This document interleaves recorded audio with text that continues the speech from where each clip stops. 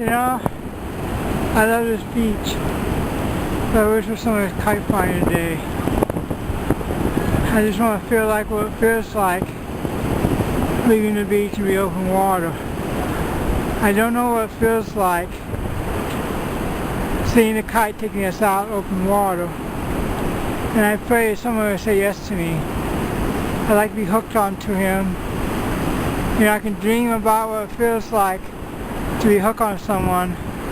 We won't know until I get a chance to really do it.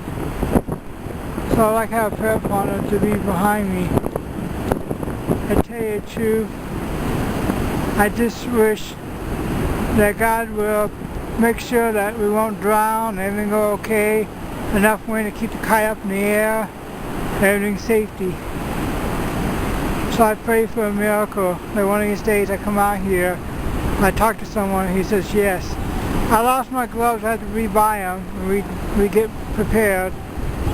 So I tell you the truth, I really want to be out on the beach with someone.